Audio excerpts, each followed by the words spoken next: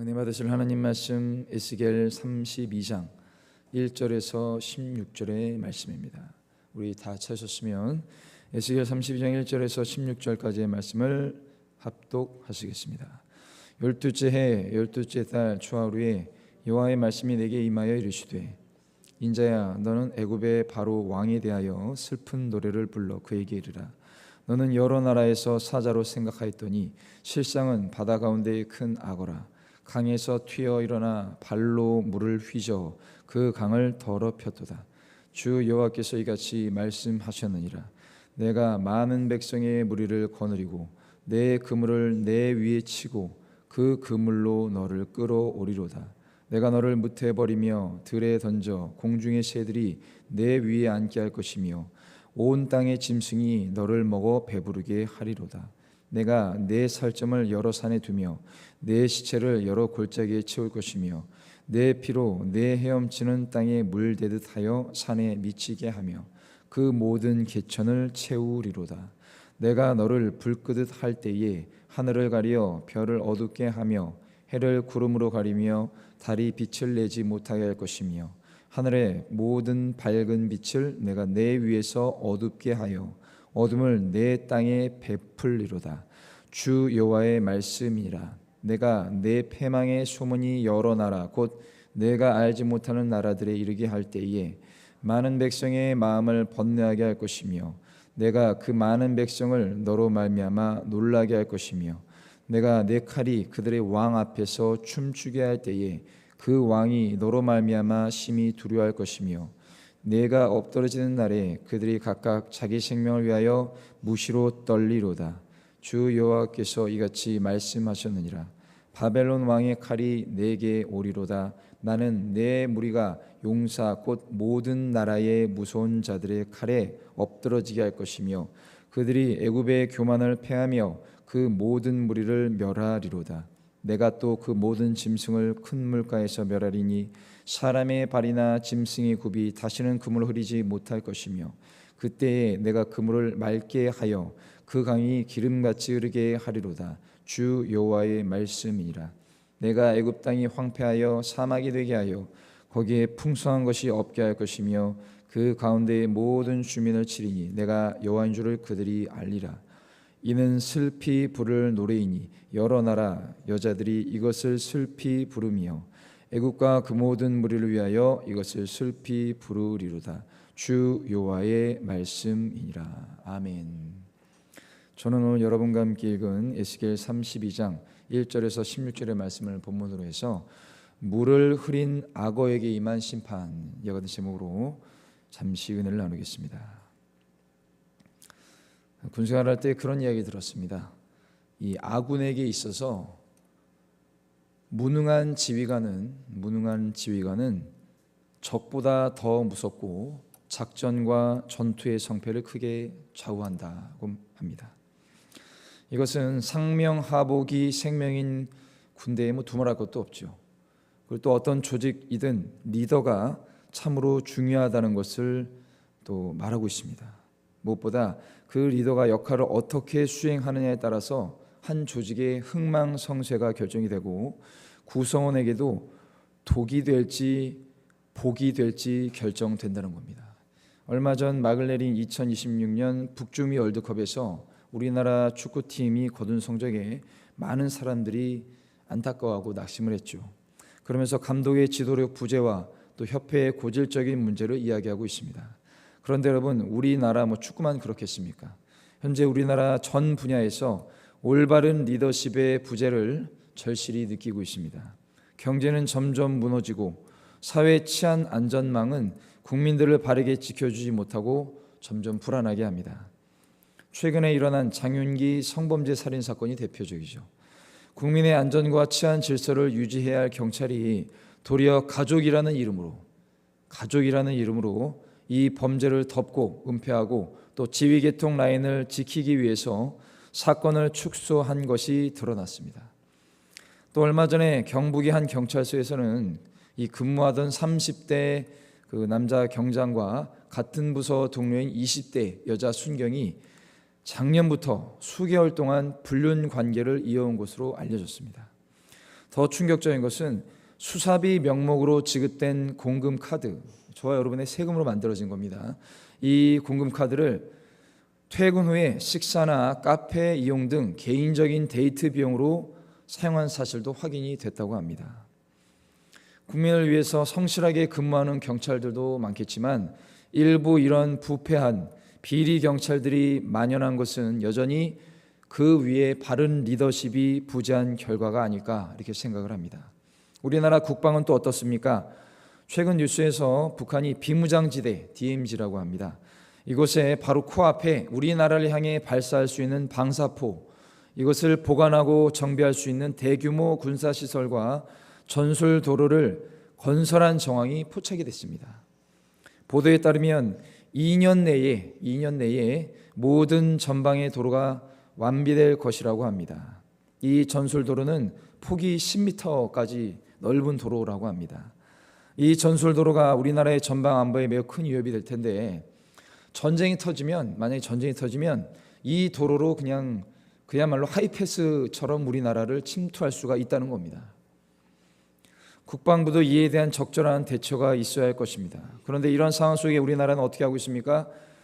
육군 사관학교, 해군 사관학교, 공군 사관학교, 이 사관학교를 통폐합한다고 하고 방첩사까지 해체한다고 합니다. 심지어 최근에는 부대 막사 내에 병사들이 지내는 건물을 막사라고 하는데 이 막사 내에 불침번도 없애고 이제는 CCTV로 그 불침번 건물을 대체한다고 하죠. 정신 나간 행동이라고 봅니다. 경계를 철저히 해도 모자랄 판에 그야말로 북한이 막 들어오라고 안보의 문을 다 해체하고 있는 거라고 볼 수 있습니다. 사랑하는 성도 여러분, 이러한 상황을 보면 어떤 생각이 드십니까? 동서고금을 막론하고 사람이 사는 어느 조직이나 공동체는 리더가 바로 서야 한다는 겁니다. 리더가. 문제가 없는 조직과 완벽한 리더가 있을 수는 없겠지만 리더가 바로 서면 공동체는 건강한 긴장감을 갖고 삽니다. 기억할 것은 그 리더가 예수를 믿지 않고 하나님을 무시하는 패역한 자라도 일단 하나님의 절대 주권 아래에 허락된 사람이기 때문에 우리는 우리의 평안과 그 지도자의 그릇된 판단을 막기 위해서라도 반드시 기도하고 또 기도해야 할 것입니다. 로마서 13장 1절은 뭐라고 말합니까? 각 사람은 위에 있는 권세들에게 복종하라. 권세는 하나님으로부터 나지 않음이 없나니 모든 권세는 다 하나님께서 정하신 바라. 디모데전서 2장 2절입니다. 임금들과 높은 지위에 있는 모든 사람을 위하여 하라. 이는 우리가 모든 경건과 단정함으로 고요하고 평안한 생활을 하려 함이라. 기도를 말하는 것이죠. 그러므로 오늘 이 시간에 우리는 말씀을 통해 나라와 공동체에 어려움을 주는 영혼은 누구이며 또 우리와 우리 자녀들이 사는 날 동안 교회는 물론 세상의 공동체에서도 바람직한 일꾼들이 되어서 하나님께 영광 돌리기를 예수님의 이름으로 축원을 드리겠습니다. 오늘 에스겔 32장은 애굽을 향한 두 편의 애가 슬픈 노래로 구성이 되어 있습니다. 두 가지 애가는 각각 애굽을 향한 6번째, 7번째 예언의 말씀이기도 합니다. 본문은 첫 번째 애가이자 6번째 예언의 말씀으로 애굽의 바로 왕을 야훼께서 치신 그물에 걸려 멸망당하는 바다 괴물 악어로 비유하고 있습니다. 이것은 옳은 것입니다. 왜냐하면 하나님은 절대 옳으신 분이기 때문이죠. 흥미로운 것은 정작 바로 왕은 그 자신과 주변 나라들에서 인정을 어떻게 받냐면 열국을 지배하는 사자라고 생각을 했다는 겁니다. 그런데 정작 바로 왕은 물에 사는 큰 악어일 뿐입니다. 악어. 그런데 왜 바로는 자신과 주변 나라에서 사자라고 생각을 했을까요? 왜 사자라고 자신을 인정했을까요? 고대 중동에서는 사자를 왕권과 관련된 동물로 여겼습니다. 오늘날 이집트에 가보면 왕의 무덤인 피라미드를 지키는 스핑크스의 몸통을 사자의 몸통으로 만든 것도 바로 그런 이유입니다. 반대로 하나님은 왜 바로를 악어로 비유한 것일까요? 이것은 하나님께서 사악한 자들을 괴멸시킬 능력이 있으심을 보여주기 위함입니다. 또 당시에는 바다 괴물이 창조주 하나님을 대적하는 강력한 존재를 의미하기 때문이죠. 계시록 13장 1절에 내가 보니 바다에서 한 짐승이 나오는데 뿔이 10이요 머리가 7이라. 뿔에는 10 왕관이 있고 그 머리들에는 신성 모독하는 이름들이 있더라. 당시 애국과 바로 왕은 그런 바다의 막강한 괴물처럼 힘을 자랑하는 대제국이었고 절대 권력자였습니다. 그런 애굽이 하나님에 의해 심판을 받았다는 소식은 주변의 모든 나라에 큰 충격과 공포와 커다란 인간적인 번뇌를 안겨줍니다. 그러나 하나님이 선택하시고 하나님을 사랑하고 경외하는 영혼에게는 이러한 하나님의 심판이 전혀 두렵거나 고뇌가 아닙니다. 이런 사실로 우리가 알 수 있는 것은 무엇입니까? 하나님을 사랑하는 영혼에게는 오직 하나님만이 안전한 은신처요, 피난처요, 산성이 되신다는 것입니다. 그 사실과 위로의 약속이 바로 오늘 애가의 중심 메시지입니다. 사랑하는 성도 여러분, 오늘날 세상은 눈 깜짝할 사이에 변하고 또 변하고 하루가 다르게 우리의 삶과 환경이 바뀌어 가고 있습니다. 삶의 진리와 인생의 기준과 우리의 법과 질서가 권력자와 특정 권력 집단의 이익에 따라 무자비하게 바뀌어가고 있습니다. 그러한 것은 아무리 미사여구를 달아놓아도 이미 진리와 기준이 아닌 게 됩니다. 이러한 거짓과 불의가 넘치며 변화무쌍한 시대에 우리가 믿고 의지할 존재는 무엇입니까? 바로 우리를 지으시고 영원토록 변함없이 사랑하고 인도하시는 좋으신 아버지 하나님이십니다. 오늘 그 하나님의 사랑이 우리에게 임하고 하나님은 대적하며 하나님의 백성을 괴롭히는 애굽의 바로 왕과 같은 자들에게 준엄한 징계와 심판으로 이 땅의 공의와 정의가 바로 서기를 예수님의 이름으로 축원을 드립니다. 오늘 본장 1절 2절을 읽어봅니다. 12째 해 12째 달 초하루에 야훼의 말씀이 내게 임하여 이르시되 인자야 너는 애굽의 바로 왕에 대하여 슬픈 노래를 불러 그에게 이르라. 너를 여러 나라에서 사자로 생각하였더니 실상은 바다 가운데의 큰 악어라. 강에서 튀어 일어나 발로 물을 휘저 그 강을 더럽혔도다. 12째 해 12째 달 초하루는 BC 585년 3월 3일입니다. 이날은 바벨론에 사로잡혀간 포로들에게 예루살렘의 멸망 소식이 전달된 지 2달이 지난 때입니다. 그러므로 바벨론에게 포위당한 예루살렘을 애굽이 구해줄 것이라는 인간적인 희망은 벌써 사라지고 이스라엘의 멸망이 돌이킬 수 없는 과거의 일이 된 때였습니다. 그런 건데 하나님은 에스겔 선지자에게 애굽의 바로 왕을 위해 애가를 지어 부르라고 명하셨습니다. 앞서 이야기했듯이 바로 왕은 자신이 힘이 세고 용맹한 사자로 생각했습니다. 이는 그 자신이 강력한 왕권을 가진 존재라고 스스로 인정하는 것이고 주변 나라에도 이를 강조하는 뜻이 담겨 있죠. 그러나 그의 확신과 다르게 그의 본 모습은 실상은 잔인하고 포악한 바다 괴물인 악어인 것입니다. 그는 나일강을 자기 마음대로 휘젓고 다니는 폭군이었습니다. 하나님은 이 점을 보시고 에스겔에게 비유로 말씀하신 것입니다. 이것은 자신이 생각하는 모습과 절대 주권자 되신 하나님이 그 영혼을 바라보시는 관점과 정체성이 전혀 다른 모순된 모습의 대표적인 예라고 할 수 있습니다. 오늘날 우리가 사는 세상과 주변에도 이러한 모순된 모습으로 살아가는 사람들이 많습니다. 즉 자신은 훌륭하고 뛰어난 사람이고 여러 가지로 자랑할 만한 것이 있다고 생각하며 살아가는지 모르겠지만 정작 그를 아는 주변 사람들은 전혀 그렇게 생각하지 않습니다. 그 자신은 세상적으로 성공했고 남의 모범이 된다고 여기지만 주변에서는 전혀 그렇게 생각하지 않는다는 겁니다. 그저 성공하기 위해서, 승리하기 위해서, 그 자리에 올라가기 위해서 수단과 방법을 가리지 않고 목적을 이루려고 혈안이 되어 있습니다. 이런 사람들은 목적을 이루기 위해서라면 가족도 가차없이 버리는 것이 바로 이런 사람들의 특징입니다. 이런 사람들의 특징은 또 뭐가 있습니까? 법과 원칙은 내 마음에 따라 또는 생각과 상황에 따라 바꾼다는 겁니다. 스스로 세운 규정과 방침도 모든 사람은 지켜야 되지만 그 규정과 방침은 정작 나와는 상관이 없습니다. 이것은 전형적인 폭군의 모습이죠. 이런 것을 우리는 내로남불이라고 합니다. 내로남불. 오늘날 우리 사회에는 이런 모습이 있다 못해 만연해졌습니다. 지도자가 자신이 말한 규정을 미꾸라지처럼 편법으로 빠져나가서 많은 사람들을 황당하게 만들죠. 그리고 사람들에게는 말도 안 되는 이야기를 공개적으로 하면서 그 순간만 모면하려고 궤변을 늘어놓습니다. 나라의 지도자들이 법과 규정을 어기고 편법을 저지르면 어느 국민이 그 규정과 방침을 이행하겠습니까? 지도자는 모든 면에서 국민에게 모범이 되어야 합니다. 한마디로 솔선수범해야 합니다. 만약 그런 자세와 생각이 없다면 아예 지도자의 자리를 원해서는 안 되는 겁니다. 우리나라가 언제부터인가 노블리스 오블리주가 사라진 것 같습니다. 권력을 누리고 싶은 사람은 점점 늘어나는데 그 권력을 누리기 위해서 먼저 기득권을 내려놓고 특권 의식을 버리는 사람은 거의 없습니다. 그저 권력만 잡으면 된다고 생각하며 국민을 눈가림으로 속이는 사람들이 점점 많아졌습니다. 그래서 최근에 검찰과 경찰의 수사로 드러난 선관위 선거 조작, 부정선거도 바로 그런 차원에서 벌어진 것이죠.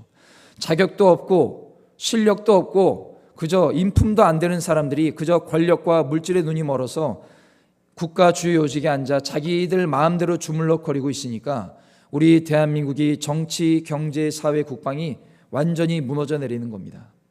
그야말로 어떤 사건에 대해서 왜 오답이 나왔냐라고 말하면 당연히 잘못된 값을 입력했기 때문에 잘못된 답이 나오는 것일 뿐입니다. 시작과 과정이 잘못됐는데 좋은 결과가 나올 수 없는 것이죠. 더욱 안타까운 것은 여러분, 신앙인 가운데도 이런 사람들이 많다는 겁니다. 자신만 하나님의 특별한 선택을 받은 영혼으로 여기고 사자처럼 모범적으로 반듯하게 신앙생활을 한다고 여기지만 실상은 악어처럼 그저 자기 마음대로 신앙생활을 합니다. 자기 마음이 내키면 예배와 공동체에 나오고 반대로 기분이 나쁘면 가장 먼저 예배에 나오지 않고 지구에게서 모습을 감춥니다. 그야말로 나 홀로 신앙생활을 합니다. 자기 기분이 좋으면 연락을 받고 기분이 나쁘거나 삶의 문제가 있으면 연락을 피하고 잠수를 탑니다. 자신의 잘못이나 부족함은 전혀 생각하지 않고 모든 원인은 교회나 주의 종 그리고 상대방에게 있다고 여깁니다. 이러한 피해 의식은 쉽게 사라지지 않습니다. 그렇다고 이런 성도들을 우리 교회와 공동체가 외면할 수도 없고 또 외면해서도 안 됩니다. 그럼에도 이러한 악어 같은 성도들은 여전히 우리 주변에 존재하며 교회와 공동체가 성령 안에서 하나가 되도록 노력하지 않고 분위기를 마구잡이로 휘젓고 맙니다. 하나님은 이러한 영혼을 불쌍히 또 긍휼히 여기시면서 그들이 빨리 신앙의 제자리로 돌아오기를 바라십니다. 그러나 그때가 지나면, 하나님의 인내의 때가 지나면 하나님은 더 이상 자비로 기다리시지 않고 징계하시는 겁니다. 하나님의 징계는 우리 인간이 감당하기 어렵습니다. 하나님은 다양한 방법으로 징계하시지만 오늘 본문을 보면 이 악어인 바로 왕을 징계하는 법이 나옵니다. 그것은 바로 하나님이 사용하시는 그물로 악어를 사냥하신다는 것이죠. 3절과 6절의 말씀입니다. 주 야훼께서 이같이 말씀하셨느니라. 내가 많은 백성의 무리를 거느리고 내 그물을 네 위에 치고 그 그물로 너를 끌어올리로다. 내가 너를 무태 버리며 들에 던져 공중의 새들이 내 위에 앉게 할 것이며 온 땅의 짐승이 너를 먹어 배부르게 하리로다. 내가 내 살점을 여러 산에 두며 내 시체를 여러 골짜기에 채울 것이며 내 피로 내 헤엄치는 땅에 물대듯 하여 산에 미치게 하며 그 모든 개천을 채우리로다. 바로왕이 어떻게 죽임을 당하는지 예언한 것입니다. 바로왕이 죽으면 이렇게 물, 땅, 하늘과 관련해서 묘사된 것은 하나님의 심판이 우주적인 사건임을 보여줍니다. 특히 6절에 매우 원색적인 표현이 등장하는데 악어의 피가 산과 개천을 포함한 온 땅을 뒤덮어버린다는 겁니다. 이 표현은 하나님의 징계와 심판이 매우 엄하다는 것을 알립니다. 다음으로 과거 이스라엘 백성들이 출애굽할 때 10가지 재앙의 때와 같이 하늘이 가려지고 해와 달과 별들이 제 빛을 발하지 못해서 온 땅이 어두워진다는 겁니다. 7절과 8절입니다. 내가 너를 불 끄듯 할 때에 하늘을 가리어 별을 어둡게 하며 해를 구름으로 가리며 달이 빛을 내지 못하게 할 것이며 하늘의 모든 밝은 빛을 내가 내 위에서 어둡게 하여 어둠을 내 땅에 베풀리로다. 주 야훼의 말씀이니라. 이러한 것은 하나님의 강력한 심판의 상징적이고 또 현실적인 모습을 강조합니다. 9절과 10절 말씀을 봅니다. 내가 내 패망의 소문이 여러 나라 곧 내가 알지 못하는 나라들에 이르게 할 때에 많은 백성의 마음을 번뇌하게 할 것이며 내가 그 많은 백성을 너로 말미암아 놀라게 할 것이며 내가 내 칼이 그들의 왕 앞에서 춤추게 할 때에 그 왕이 너로 말미암아 심히 두려워할 것이며 내가 엎드러지는 날에 그들이 각각 자기 생명을 위하여 무시로 떨리로다. 바로왕의 몰락 소식을 전해들은 주변 나라는 두려움에 사로잡힐 것을 말합니다. 그들은 자신들을 언제까지나 견고하게 지켜줄 것으로 기대했던 이 강력한 애굽이 무참히 몰락하는 것을 두 눈으로 똑똑히 목격하게 될 것이기 때문입니다. 심지어 애굽 백성이 포로로 잡혀가 여러 나라로 흩어지게 되는 것은 충격이죠. 이러한 일들은 모두 지도자 한 명의 교만과 독선이 부른 처참한 결과인 것입니다. 이를 보면 공동체의 나라의 리더가 얼마나 중요한지 또 그가 하나님과 사람들 앞에 얼마나 바르게 처신해야 하는지 우리는 알게 되는 것입니다. 오늘날 어떤 신앙인은 자기 신앙의 점수를 스스로 채점하고 자랑하는 경우도 있습니다. 마치 수험생이 시험 문제를 생각하며 교과서와 참고서의 정답을 비교해 보듯이 내 신앙이 어디에 있는지 확인하는 겁니다. 물론 겸손한 마음과 자세로 말씀에 비추어 보는 자세는 칭찬할 만합니다. 그러나 애굽의 바로왕처럼 세상과 사람들 앞에 또 자신의 권력을 자랑하기 위해 스스로 내세우고 스스로 높이는 자세는 절대 옳지 않습니다. 내 신앙의 평가는 내가 내리는 게 아닙니다. 바로 하나님이 내리십니다. 우리가 누군가에 대해 예상하거나 가늠할 수 있다 치더라도 그 선을 넘으면 판단하게 됩니다. 그러나 우리는 어떻습니까? 늘 알게 모르게 남을 판단하고 정죄하는 굴레에 빠져 살지 않습니까? 바른 신앙은 보이는 사람과 공동체를 어떻게 대하는지에 나옵니다.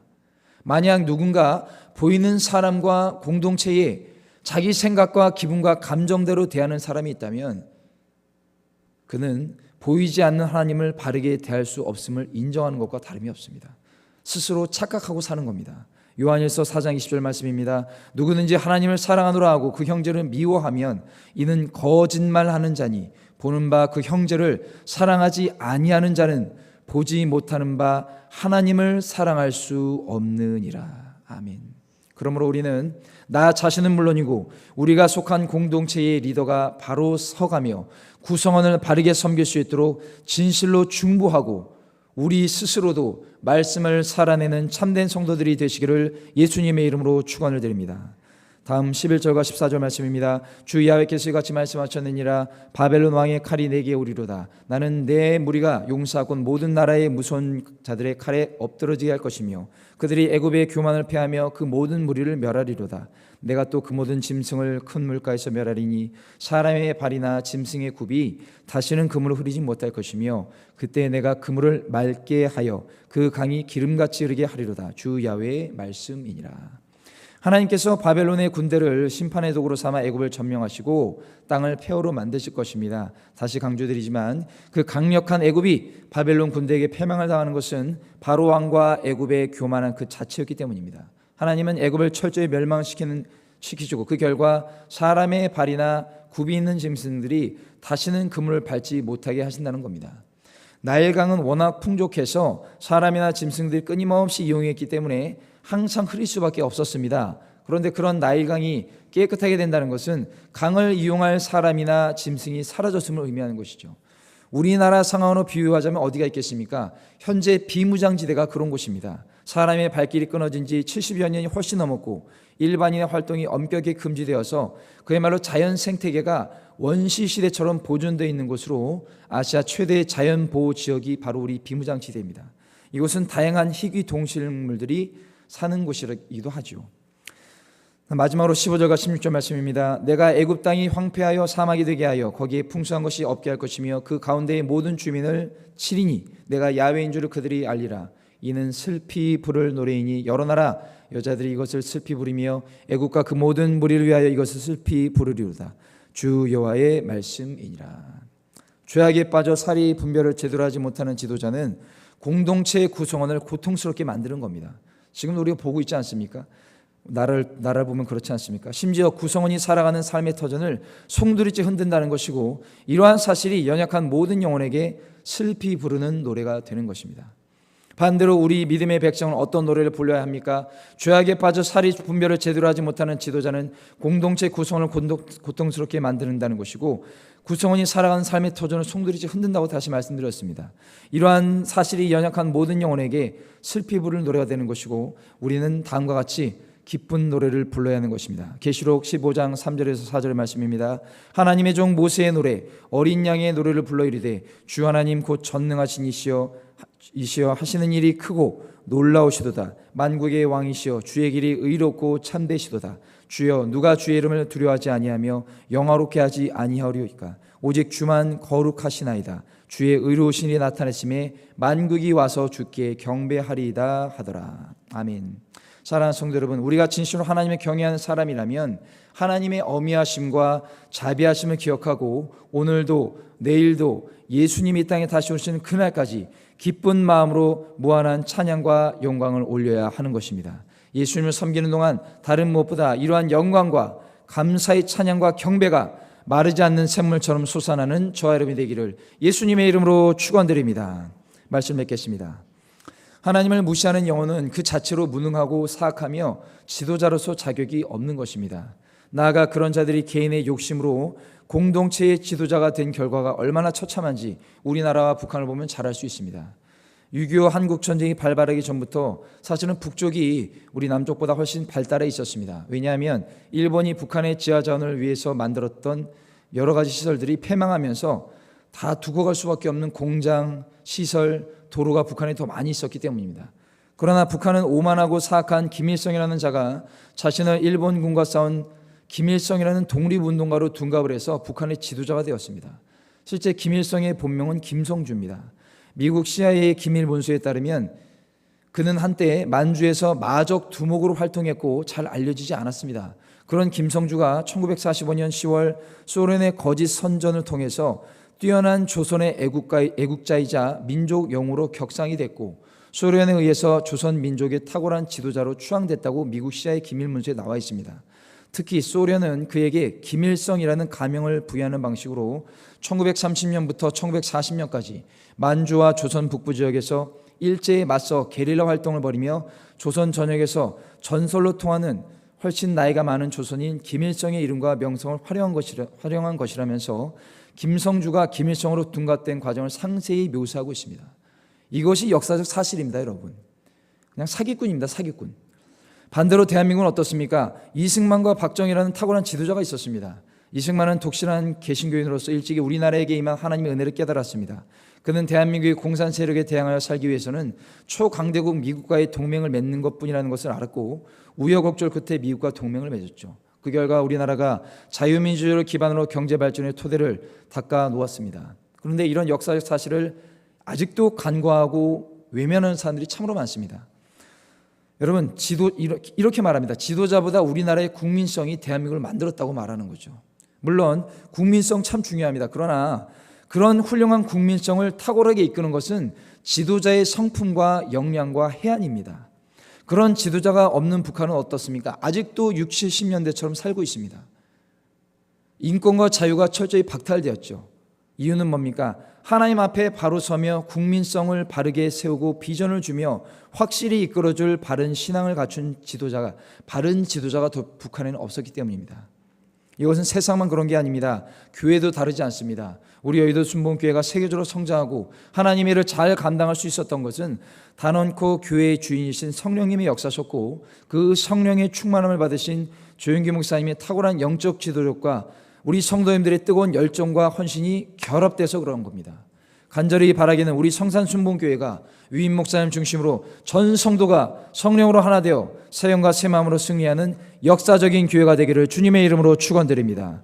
그리고 우리 성도님들의 가정과 여러분의 자녀 그리고 손주들도 성령의 충만함이 있는 진실한 영적 지도자들이 다 되어서 하나님께 아름답게 쓰임받기를 예수님의 이름으로 축원드립니다.